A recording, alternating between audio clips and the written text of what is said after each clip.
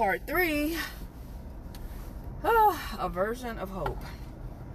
So during all this time, I had a friend of mine that was just, her body was just like transforming, like right in front of us. And she had more energy all of a sudden. And she looked great. She looked great. Her energy was giving great and just like high level. And, you know, I went and we did, hung out a couple of times, and when I was like in pain, hurting, couldn't hardly stand up a long period of time because my back was hurting so bad, like I'm the one just running around like, a little old lady because, my body just was not giving the energy that it should have been giving. Like I need to sit down, or I need to rest, and and she's like buzzing around like, a bee doing all the things, and I couldn't keep up. I was like, and later on I was like, oh man, she looks so great, and she seems to be doing, it's not just a physical thing, it was a psychological as well. And I was like, I was like, look, I need help. I'm at my wit's end with trying all of this different stuff. The doctors that gave me wasn't helping. I went to the doctor, and she was like, look, if you're really, really serious, let me know.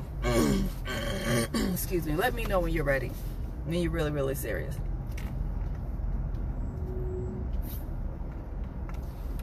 And she told me that she did an online medical screening. And I'd already had like my labs and stuff from my doctor, so I was able to share that information. She told them her story. You have to send pictures. You have to fill out an extensive questionnaire.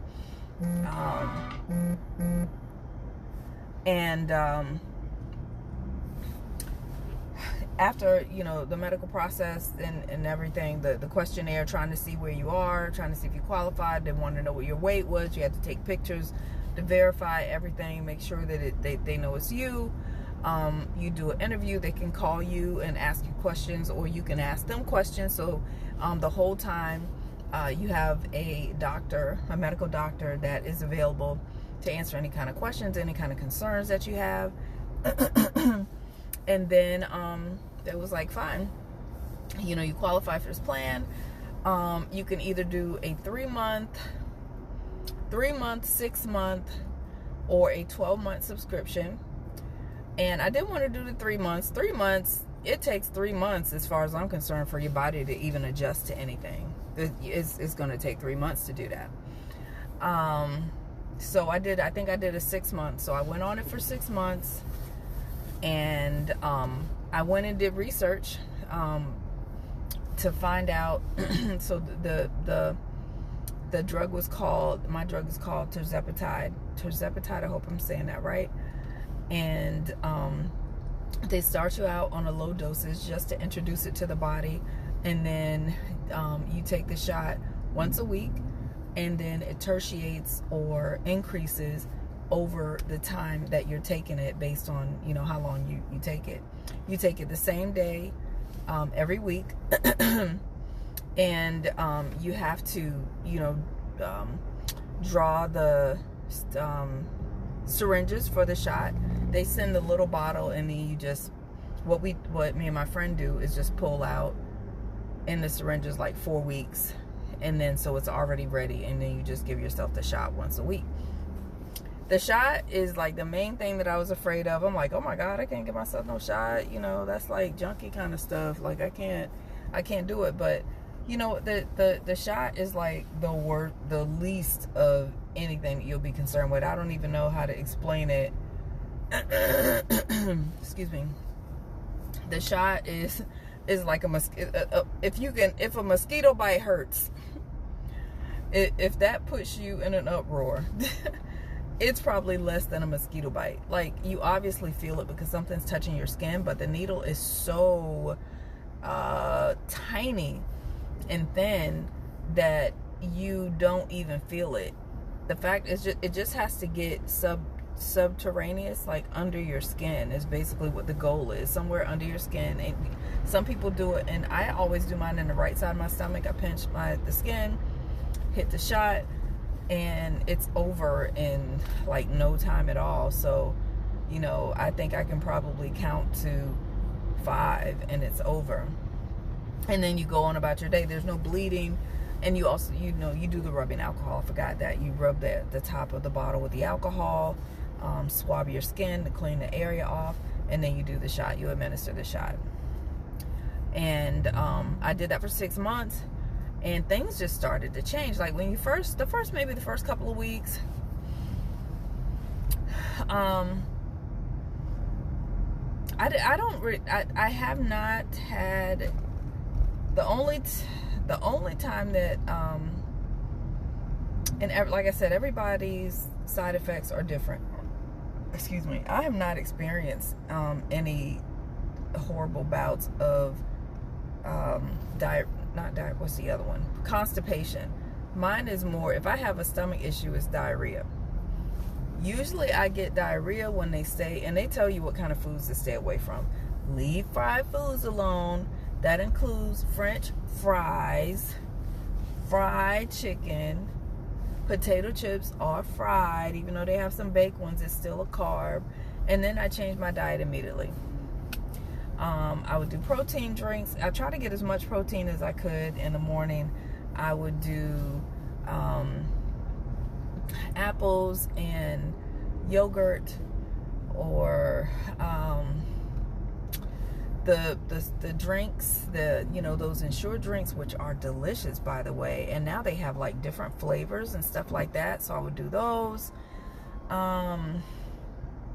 Anything, and I can just eat meat by itself. Like I would, eat boiled eggs, which I usually wasn't a fan of. Like my husband used to be the main one, like eating eggs, but I even started liking eggs because I didn't know that it's a major source of protein. So I found the type of eggs that I like, because I'm like, I don't really want to eat fried eggs every day.